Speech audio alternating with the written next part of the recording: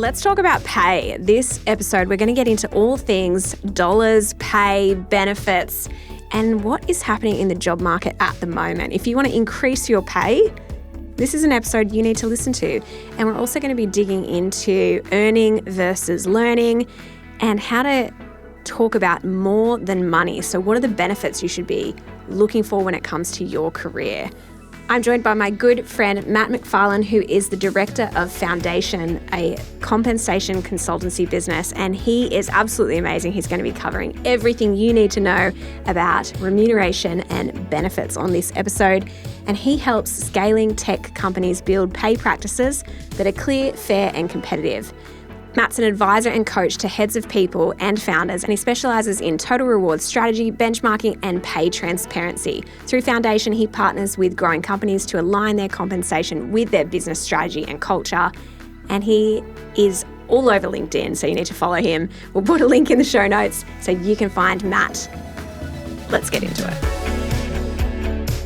This is a podcast about making work work. You'll learn about leadership, career growth, and how to navigate those weird work challenges. I run a HR consulting business called Boldside, where I help leaders build epic team cultures. If you lead a team or run a business and you think I can help, let's connect on LinkedIn. My name is Shelley Johnson, and this is Work. Matt, welcome to the show. Excited to be here. In person, in real life. Finally, we made it happen. We made it happen just before the end of the year. We're recording this. Hey, we're going to get straight in. We're going to be digging into pay, benefits, all the good stuff, which is your work that you do with so many organisations. Let's just start. What are you noticing right now in the job and pay market? Like, what are you seeing?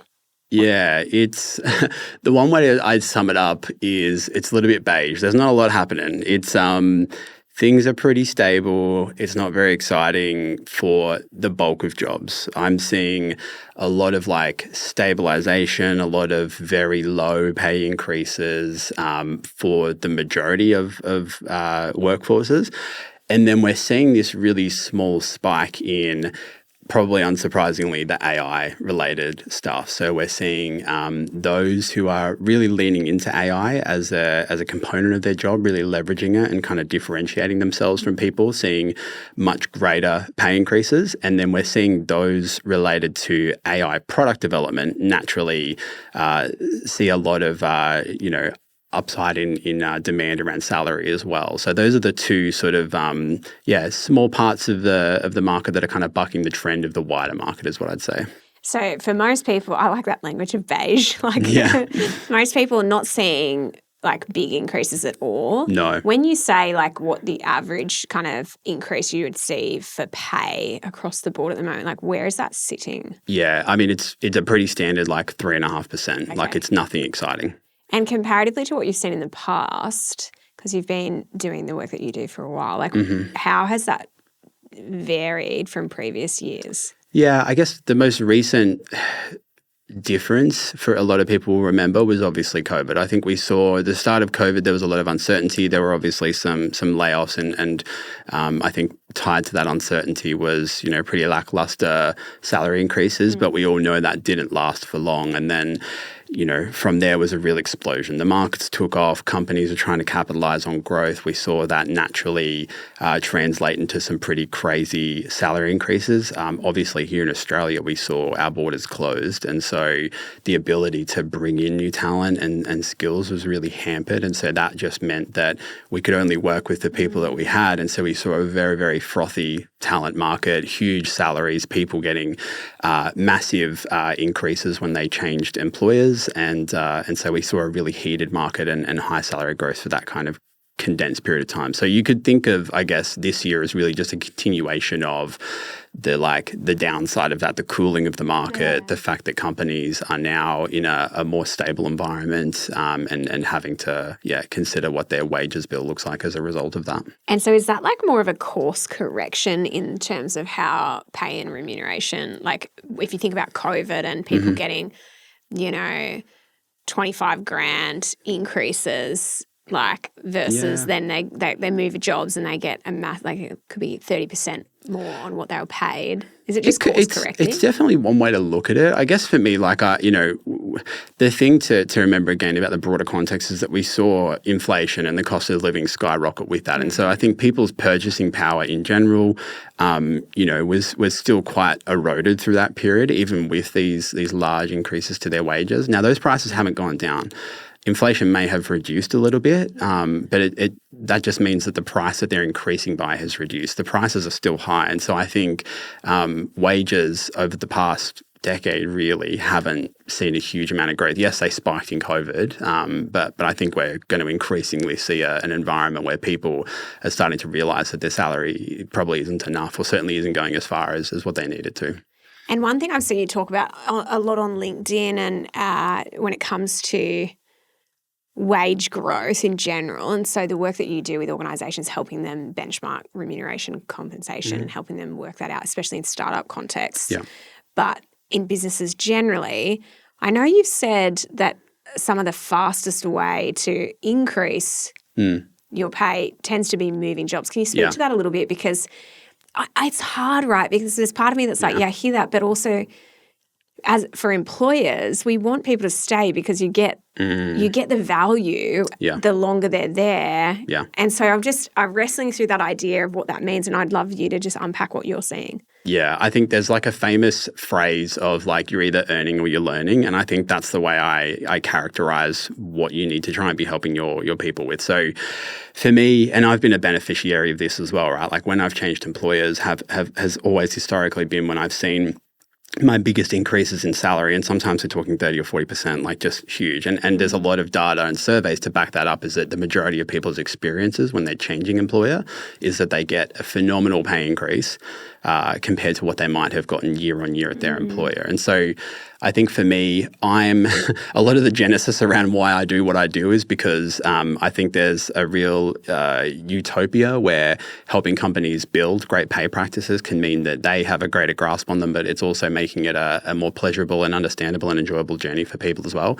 But I can often be an advocate for people in these sorts of things and just say if you're not seeing the growth that you need to from a salary perspective, then you may need to consider moving jobs to get the kind of growth that you're seeing. Now, I'm not just advocating for people to leave their role every year and kind of find a new company. I also appreciate the market's a different one. I appreciate that, you're competing against sometimes hundreds or even thousands of applications when I speak to people in talent acquisition. So I know that it's competitive, and to just say get another job is probably a bit reductive.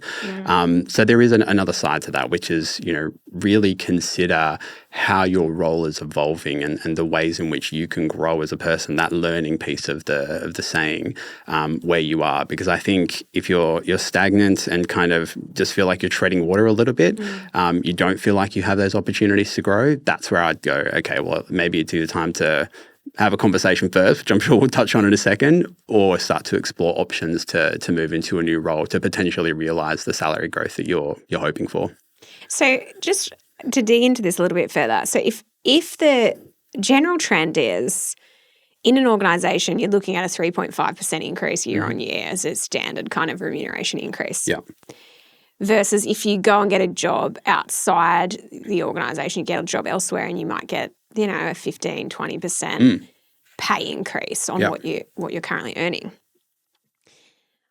Because it's just, as I'm hearing, what can organisations do? Because that's a really expensive strategy for an organisation versus if I actually keep my people here. Yeah. The cost of losing good people is so massive and the cost of acquiring new ones is huge. So, what would you recommend to an organisation who wants to keep great people, but obviously they can't give every year these big, massive increases? What is the strategy that you're recommending to the businesses that you're working with? Yeah, I would say, first and foremost, understand where the market is and make sure you're coming from a place of knowledge around what the going rate, what the salary is in the market for the kinds of people that you're employing, and understand that position really well, because I think it arms you to then be able to speak to your people. And I think that's where one of the biggest disconnects I see are between employees and employers. And this is why I'm such a big advocate for pay transparency, is because I think it solves a lot of these problems. But this big disconnect between a company and what it's prepared to pay someone and its ability to actually have that conversation and be upfront with people. I think so much of the employee value proposition and the reasons people stay at companies and the reasons they go comes down to good or bad communication. And so I think as a company, if you genuinely can't give someone a 15% pay increase and you know that they've gone out and got that from the market, talk to them about what other levers there are to keep them and to engage them. Is there a growth journey that would eventually get them there? Help them get into the next level of a role or a certain range on the pay bands that is giving them what they need. Are there other benefits that would help them in their life at the moment? Are there ways that they can pick up, some kind of development path that's going to just keep them engaged and maybe get them focused on something that this other role didn't offer and was just going to be for the pay increase. So I think first and foremost, it comes down to the conversation and just being able to have that. And that's going to do wonders to arming, individuals, but also companies with being able to navigate those who are starting to go, okay, I need to look outside. And so I think that's really good even from the organisational perspective of just being upfront of going, okay, well, here's the remuneration range for this role. Here's where you sit. And realistically, we can't give you what that job out there is giving you, but here's what we can give you. And so having really proactive conversations, but also preempting it well before they actually get into the point of applying for other jobs. Let's say your organisation doesn't do that. So an employee listening right now who's like, who's feeling like, oh, this is me, I feel like I need to have these conversations. What would you recommend for that person who wants to have that honest conversation with their employer but doesn't really know how to broach it to say, well, I've been offered this thing, I would like to stay here, but is there some way we can either match the pay that I'm being offered out there, or what other levers do we have here that I can eventually get to that stay where I am or get where I'm going. Yeah, I mean, again, I think it just comes back to candor. And so much of this comes down to the kind of company that you work at, whether or not you have or you feel like you have the safety to be able to raise those kinds of conversations and have that discussion. So I think, to each their own, only you as an individual can assess whether or not you have the space to have that conversation with your manager. I know one of my biggest regrets for a company that I worked for is that I didn't have this conversation with the manager who I actually really enjoyed and would have loved staying with. But I also had a lot of baggage from previous experiences where I felt like, saying, hey, I'm actually considering my options outside of this company because I don't feel like I'm going the way that I want to go in terms of growth or development. And so I got that job and I accepted another job and I mentioned it to him. And I just remember the look of disappointment. I think it really made me reflect on, I really should have had a conversation with him and said, hey, I do want to see more growth. I really have an idea for where I'd like my salary to be.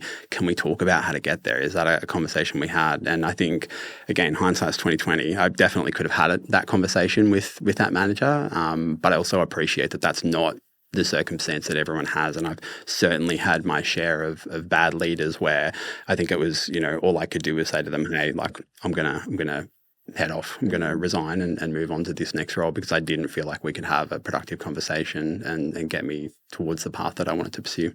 Can we dig into that situation where maybe there was that baggage and it stopped you? What are some of the signs you would say, or the signals that tell you, you know what, I should have a conversation, using that hindsight, because this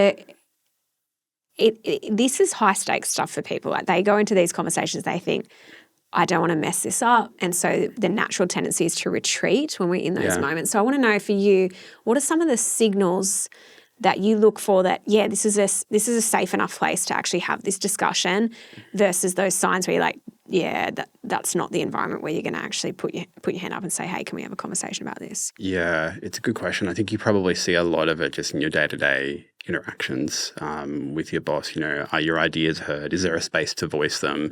When you're discussing, I think we all know by now what a one-on-one is supposed to be used for, and often it devolves into a bit of a status update. But when you actually pause to try and redirect those into a future-focused conversation around career and development and paths and things like that, are they being heard? Yes. So I think there's a general sentiment that you'll gather over time with your manager, I'd always encourage people to try and have that conversation first. Let them be the person to, to show to you that you either can or can't have that conversation before going through what's a considerable effort to find another job.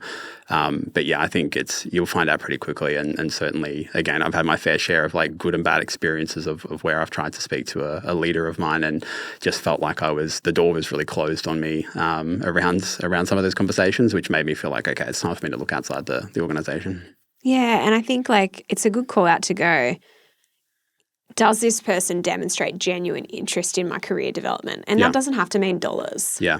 Like it could be a whole stack of things. But I think is this person interested in having a conversation around this? And if they're showing those signals, then I like what you said about the look of disappointment on that manager's face. And I have said so many times on this podcast that I hate, one of my pet peeves as a manager is feeling blindsided by a conversation when my general sense, and this is not every manager, but like certainly I've worked with a lot of managers who their general posture is, I want us to have open trust and honesty and I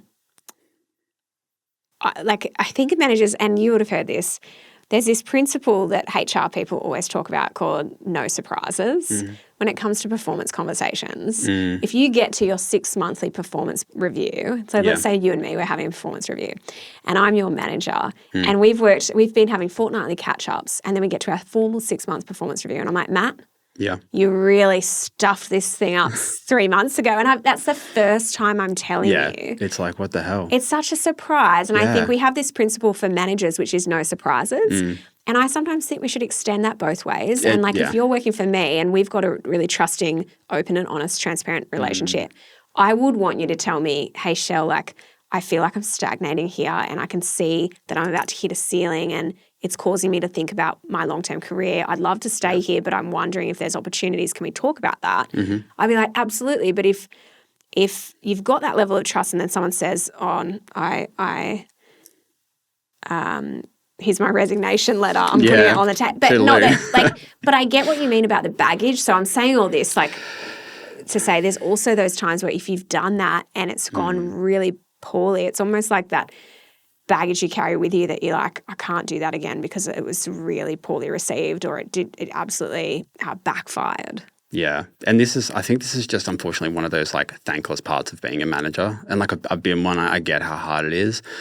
I've also been the employee and I think, no matter how good a manager you are and how perfect you are in every way when it comes to your relationship with your direct reports, they do come with that experience from different places. And I think unfortunately it's going to colour how it is that they work with you in some respects. And I think the most you can do, and I think, the relationship that I have with that manager, even though they were disappointed was still to be, I guess, in many ways supportive of me and my journey and to know that there's a dialogue that can continue after I'm gone and that, maybe there's a chance to go back. And again, it was still a great place that I work. So I'm continue to be an advocate for them and an ambassador for them.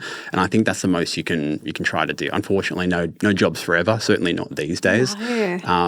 And I think the most you can do is like just be a great manager, recognize that your people will leave one day and just hope that they'll say good things about you and the company and things like that. It's funny when you say no jobs forever because I remember hearing the CEO once say that, how did he describe it? It was like... Please don't say we're a family. No, he didn't. No, actually, that did get thrown around at that organisation. Oh. Yeah, but that wasn't what I was going to say. He was saying your employment is like the death rate. 100% of people will die and 100% of people will leave this job. Yeah. And I was kind of like, I like that. Like a bit morbid. But I'm like, front, like it was kind of like just you don't have to feel like I'm here forever because 100% of people will leave their job. Like it's just every single person will resign. It's about the way that I guess it happens. Let's take a break. And when we come back, I want to get into some more of the detail around this idea you've been speaking about, which is job hugging, because I think this is really, really timely. Do you want to grow in your career? Are you after a fresh start or some inspiration? Or perhaps you're in a career crisis? The book Sort Your Career Out and Make More Money by Shelley Johnson and Glenn James is such a great resource at any stage in your career. It will give you practical strategies for things like getting a promotion, making more money, moving into a leadership role, taking career risks, or if it's time to quit your job, and so much more. You can find Sort Your Career Out and Make More Money wherever good books are sold or via the link in the podcast show notes. It's also available as an audiobook. Okay, so you've talked about job hugging. Can you just tell listeners who haven't heard of that term what it is and what you're seeing happening in the market? Yeah, for sure. So it's kind of another whipped up term, quiet quitting, that kind of nonsense that's been going around that I think, to be honest, is just what the media come up with when it's a slow news day. But, from an actual a data-driven perspective, it's essentially people who are kind of coasting, I guess kind of quiet quitting, but they're also not necessarily, I think it comes with basically a reluctance to look outside for this job opportunity. So it's really characterized by increased retention rates, so people staying with a company for longer, which is companies naturally would be happy with. But I think it comes with a bit of a complacency in the job, so a bit of a disengagement, bit of a, I'm not that interested in what I'm doing, but also sprinkled in there is just, the market's a bit weird at the moment. I'm going to stay where I am. I'm not going to look for another job. So I think it's, all of these sort of three things that have come together, and we're characterizing it with the term job hugging. So it's where people stay, they hold on to their role even though they don't really want to be there? Yeah. And I think probably another reason why it's become prominent is that, especially in the tech space where I'm working, is that there's this real push towards, performance and productivity and these sorts of things. And I think job hugging is kind of the antithesis of that, is the fact that you're kind of consuming a role but not necessarily contributing the full expectations of that role. You're not really moving on. So I think those really performance-driven organizations are seeing this as a bad thing, even though it's coming with retention, which traditionally has been good.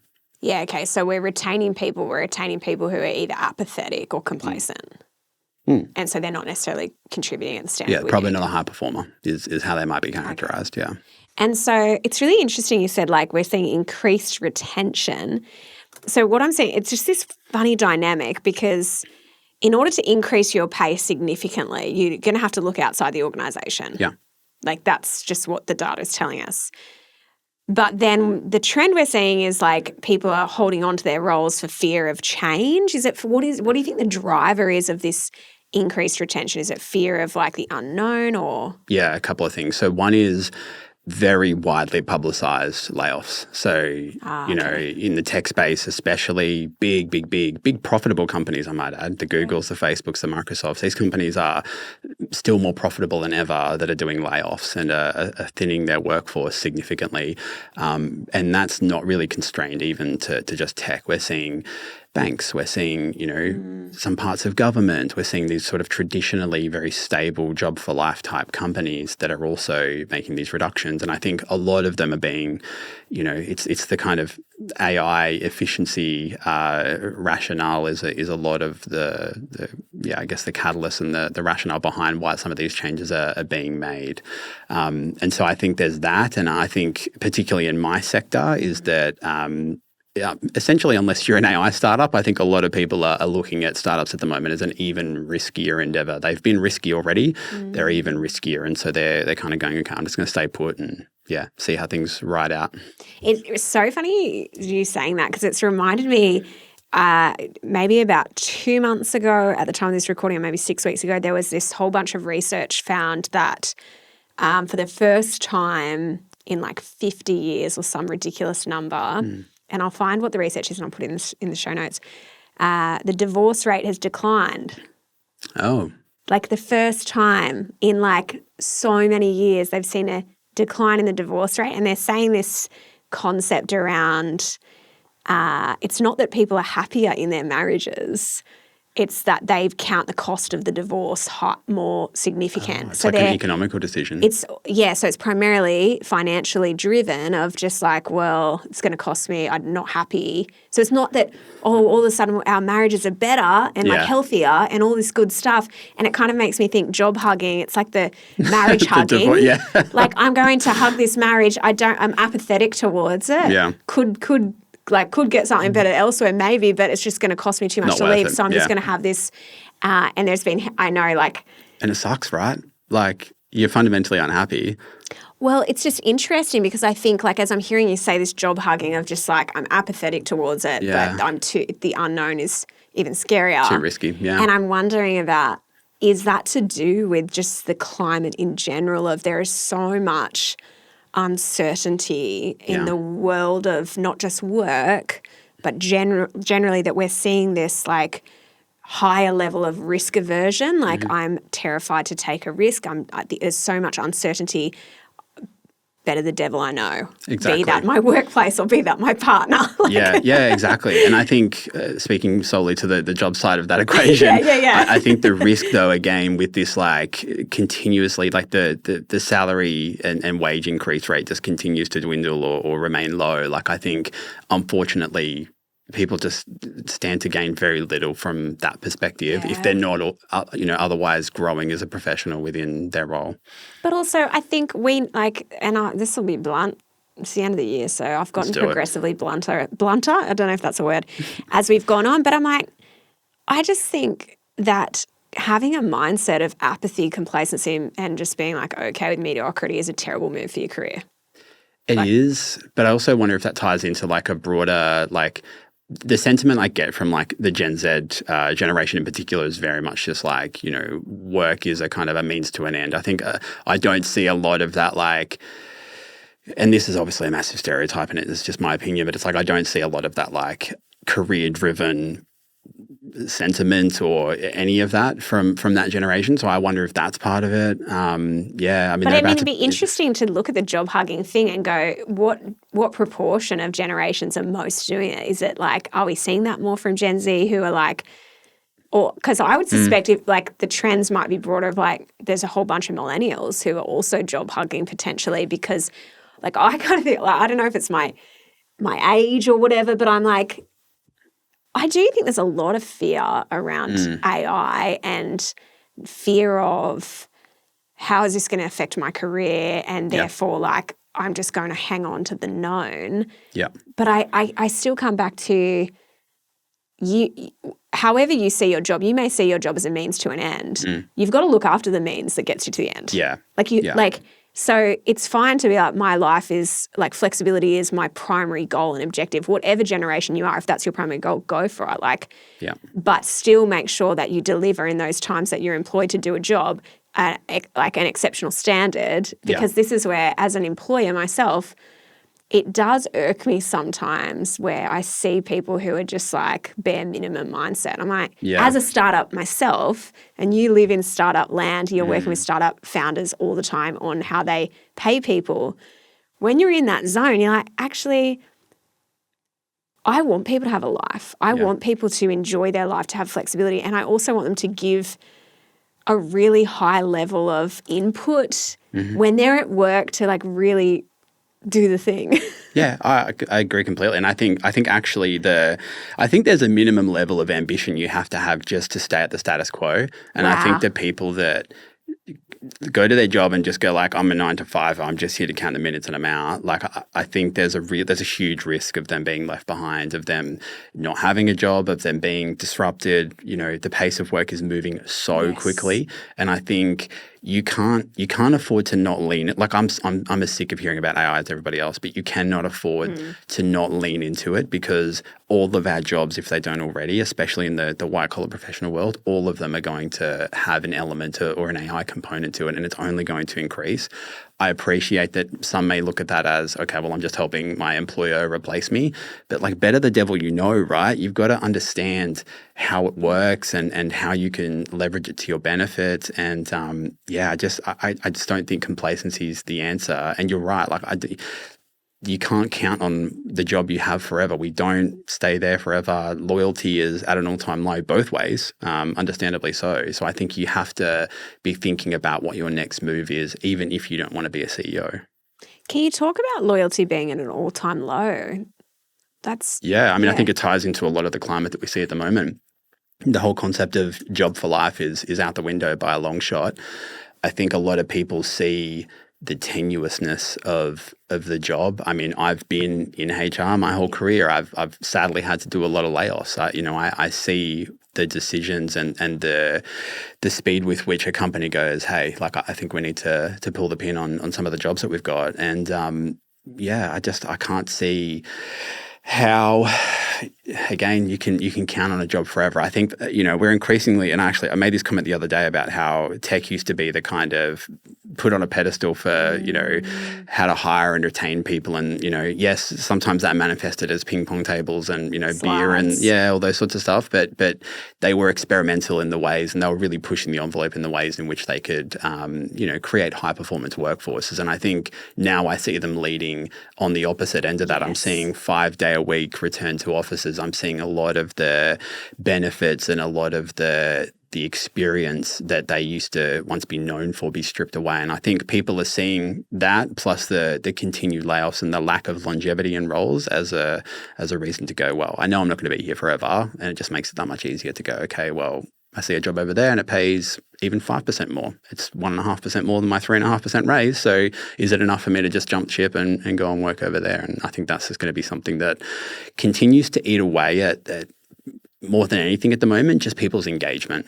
And again, they're staying in the job. They're not necessarily looking outside of it, but they're not loyal to the person that they're working at. They're just too scared to go and pursue another role.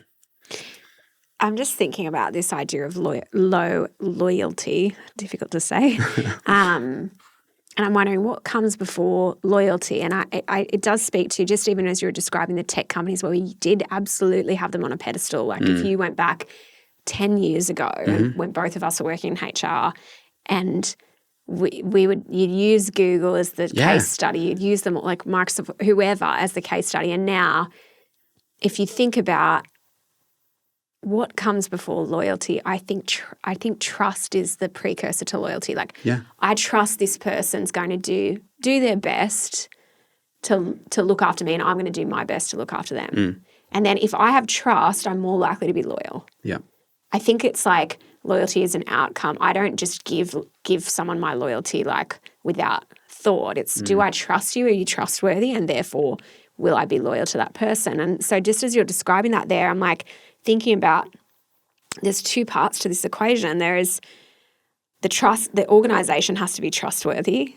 like worthy of trust. And then the employee also has to do that in kind. And like you can see this kind of more transactional relationship emerging. And it's sad because I think it is for both of our backgrounds being in people and culture where we desperately want to create a culture where people are highly committed, highly invested, loyal, there's super deep trust. Because we know that organizational performance is great performance in the long term is based on having those things just there as the foundation. I was just thinking about that going, it's just kind of sad. It's so true, yeah. And I think even like for me, before trust is the companies that kind of, do what they say and then say what they do. And it's trust has to be gained. And I think, again, comes back to my advocacy for things like pay transparency, but it's about being upfront with people and saying, here's why we're choosing the direction we're choosing on a particular matter and being consistent to it and all those sorts of things to then build the trust. And I think there's actually I feel like there's been a reduction in that in some respects as well. Companies less comfortable sharing results or how things are going or where we're going as an organization, maybe when we're failing, those sorts of things that again are just eating away at the general trust and then ultimately the level of loyalty that people have for their employer. It's such an interesting conversation. It's funny, isn't it, how money, anytime we talk about money and like things get weird. Like even like I love, you're speaking to pay transparency and how do we just have really open conversations? Yeah. But for whatever reason, seems to be still, even with all the change to pay secrecy laws and all that, there still is this funny, weird dynamic about money and talking about it in the workplace. Can you give us some advice about what people can do to make those conversations less weird? Yeah, for sure. And I mean, I'll start by saying it makes sense why it's weird. Like, it's such a literal representation of our value as a human and can be so easily ranked against others and compared. And so it's naturally, like, as social, beings and community beings and still animals at heart in many ways, like, to know that someone who's doing a job that's the same as yours is being paid more than you just makes you go, God, I feel like crap. Like I'm valued less by my employer and I can't understand why. So it must be, and you start filling the void. What are all of the reasons that they don't value me? So it's a very emotive topic. And it's one of the reasons why I love working in this space is that I don't think it has to be. But I think for me, one of the reasons why it's such an awkward topic is that it tends to be one of those things that, much like feedback in a lot of ways, the conversation doesn't happen until it's a little bit too late and we're already as an employee, certainly, and I've been this person as well, I'm very emotional about it. I've been kind of hating on the fact that my salary's been so low. I've been sort of, letting it snowball, the emotions build inside of me for months and months on end. And there's these little things that my manager does that I'm starting to resent because, that prick doesn't value me and, all these things. And so I think by the time that I do have that conversation, I'm like, come on, we need to talk about, like, you because severely underpaying me and I feel undervalued and all these sorts of things. And this manager, talk about blindside, this manager's like, oh my God, where did this come from? Like, I've been stewing on this for months. Yeah, it's like I can tell something's been off and the manager probably should have had the conversation. But yeah, it's like, okay, it all comes bubbling up, like a volcano. And Mm. again, like,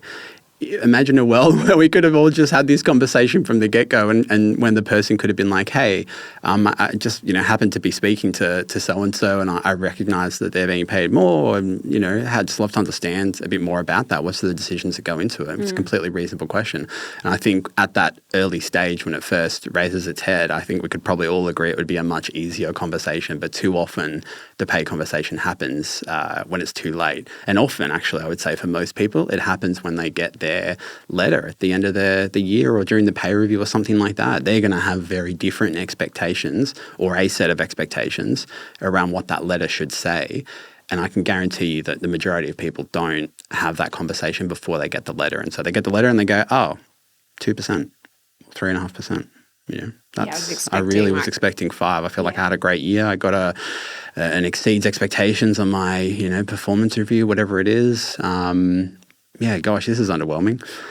And often I think as well is that a lot of companies don't give any context. And this goes both ways. There's the employee who I think, again, needs to be a little more forward in setting their expectations and maybe sharing them earlier on before they can turn into these really like toxic, bubbly emotions. But there's also the employer who needs to do a better job of sharing the realistic, like the reality of the business and realistic expectations that people should have for pay and how they can navigate it as well. Like not just like, hey, the budget's 3% this year, see you later, but like, hey, budget's 3% or, even something like on average people who got exceeds got a 3.5%. I mean, if you got told, hey, anyone who got an exceeds expectations got 3.5%, you'd probably be like, oh, okay, well, that's what I got. So, it's pretty consistent with other people. It just gives you a little bit more of an insight into how it is that the machine works. It's not so much of a black box.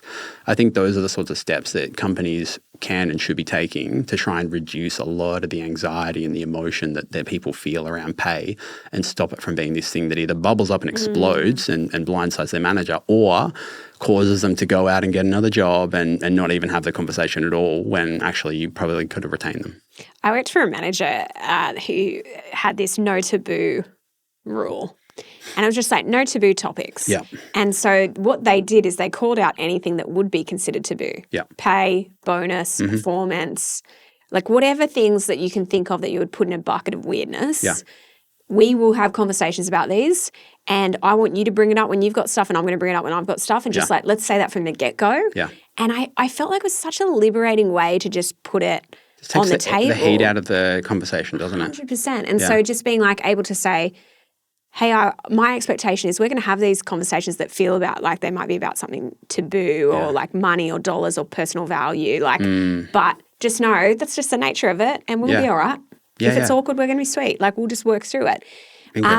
If you're an employee and your organisation hasn't done a good job of being upfront like that or making the conversation easy to have, how would you bring it up early? So let's say before you get to the months of resentment and my manager doesn't care about me, in the early stages, what could someone do right now that's like, I want to have a conversation before I get pissed off or resentful or whatever? Yeah. What could they do? Yeah, I mean, look, all companies that care about this stuff are going to have a salary range for your role based on your location maybe that, has a start and an end point for essentially how your, the trajectory that your salary can take in that position. I think the first step is just saying, hey, I understand what my salary is at the moment. I'm comfortable with it for now. I'd love to see it grow towards, this or that or whatever it might be. Is that something that I can do within my role? Do I need to start thinking about what, the next step looks like from a promotion, a development perspective? Help me understand the system so I can work within it and with it to meet both of our goals. I mean, I can tell you no company is going to be upset about you saying, well, I would hope most companies aren't going to be upset about you saying that you want to grow and you want to develop and take on more responsibility and things like that. So I think if you can have that conversation when it starts to be a thought you're having, that gives your manager the ability to go, okay, cool, let's sit down and talk about it, or be not necessarily your advocate, but go and find out. They might not even know. And actually, a lot of companies don't. A lot of managers aren't empowered with that kind of knowledge. So as a manager, to be able to say, okay, this sounds like a cool thing to that I want to help you with. I'm actually not too sure myself. And I think that's another massive issue that managers need to get comfortable with, is saying, I don't know. But I'm going to go find out for you because it's something that I need to know. And other people may have the same question and I want to be able to help them navigate it. So let me go back to the people team or the comp team or whatever it is. I'm going to find out and then we'll have a conversation around, cool, here's where you are. Actually, you're at the top of the band. So, we can't really afford to go much higher in terms of salary. So let's talk about what a promotion or another step somewhere else might look like. I think just setting your expectations and again, giving your leader, the company, the opportunity to help you curate a path is the best first step that you can take rather than, again, letting it build. Yeah, and it's really nice the way you framed it. Like I'm kind of thinking about you're giving them a few things to consider. Hey, I really want to grow here. So you're framing it in a growth lens, not purely saying, hey, I really want you to give me more money. Yeah. Like leading with that's probably like less. Speak about transactional. That's what it is. Yeah, exactly. And so if we were to say, hey, I really want to grow here, and there's a few areas that I'd love to grow in. Number one is my skills in this.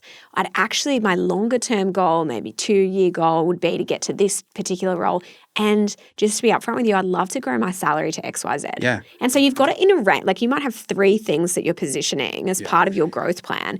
And then they go, cool. It's not just Shelley wants a 20% pay rise tomorrow. It's my goal, and you give them a reasonable time horizon. Like, hey, over the next 18 months, 2 years, this is what I'd love to get to. What could we do? What do you think I need to do? And are there mechanisms internally that could support me? So you're also taking ownership over your own career as well, because I think that's, from an employer's perspective, if your manager's got 8 direct reports and they're like, oh, okay, you're giving me this problem of I want to increase my salary by X, and now I'm going to have to go away and think about it. No, take ownership over your own career. Like own that part of your development and then invite them to help support you. And I think managers want to support people who also show that ownership. Oh, definitely. I don't want to do the job for you. I want to help give you context around the steps you've got to take to get there and then to be rewarded for having achieved that. So yeah, I completely agree. I always think of the funniest requests for pay increases that I get, and still to this day, one of the funniest ones is someone coming to me and saying, oh, I need a pay increase. And I was like, oh, okay, tell me a bit about it. What's going on? And they're like, oh, my wife spends too much money. I was like, not my problem. Yeah, I don't feel like that's yeah. Okay. And you're like, actually, instead of having this conversation with me, why don't you go have that conversation with her? Yeah. Yeah, crazy. That is so perfect. You hear them all. I love the bad pay conversations. I remember getting one, Matt, it was like, oh, I really want to put a pool in. Honestly, could not. Okay. That's great. In my house or yours? Otherwise I don't care. No, not my problem. Cool, I'm glad you want a pool, but let's talk about your job. Yeah. But it's so funny. And I do think there is so many hilarious versions where we've seen this done poorly, but there's also versions where I've seen this done so well. Like people who really put the effort in to think about, like if you're my employer, Matt, and I want to think about, well, what is of interest to you? Well, it's the performance of the business, it's profitability, it's like achieving our strategy. And so how do I position my request in alignment with those that? needs? Yeah, absolutely. Yeah, I couldn't agree more. Like, how do you make this a mutually beneficial thing? I want to just ask, like, I probably have time for one more question. And I want to, like, you're obviously working with so many organizations, helping them design their remuneration framework, helping them nail this stuff, which is often so messy, and bringing like great clarity and structure to it. I want to just talk about, separate to the pay side, what are some of the other benefits that you're seeing organizations do really well that actually add to their overall offer to an employee? That an employee, sometimes it's helpful for them to know, okay, it's not solely dollars. Like if I'm only focusing on the money, I might be missing other things in the picture that are valuable. So what are the other benefits that people can look for as far as levers? Yeah, it's a good question. Aside from like pizza and... Yeah, pizza parties and ping pong tables. I would say, I mean, flexibility just continues to be the one that I think people are most interested in, but still feels a little fleeting at the moment. Like a lot of companies are going back to the office. You know, we talked a bit earlier about how companies are doing 5 days a week. I think that's still something that's really important to people, and the fact that they can work in and around their life. It's not novel, but I think unfortunately it's taken a little bit of a backwards step. Why do you think that is? What's the mandate? Like, what's going on with the office mandate? I'm sure it's a more complex answer than this. I think part of it is that businesses are coming out the other side of COVID. It's a more normalized market and environment, and they're kind of thinking, well, you know, what are the levers that I can pull that I think are going to drive it? I think there's a little bit of like insecurity there around. If I can't see my people, are they working? I think there's that sort of, you know, lack of awareness. And so therefore, if we have them under one roof and we've got, you know, the managers are able to see them, then we can keep an eye on productivity and things like that, not realizing that it's probably actually hampering it in the process. I think in some, and this I see this more in the tech space, I think in some it's probably a way, unfortunately, to you know, incentivize people to move on. Ah, okay. Yeah. So you kind of counteracting that job hugging thing. It's a way to avoid redundancies, I think, in some respect. Wow. Is make the workplace a little bit more inhospitable, and then we'll see some people, you know, elect to move on. I think the unfortunate side of that companies may or may not care about is that usually those with the most career mobility, so your high performers, the ones that are like doing well, they're going to be the ones that go, actually, I can get another offer that's probably more and gives me, you know, 2 days a week at home instead of 5. So why wouldn't I go there? It's so interesting, isn't it? Because it's the unintended consequences of like those mandates. I do also know a lot of the rhetoric around the move back to the office is productivity is down. Yeah. Like economically speaking, productivity is down, like very low. But then we're seeing this really high spike of burnout.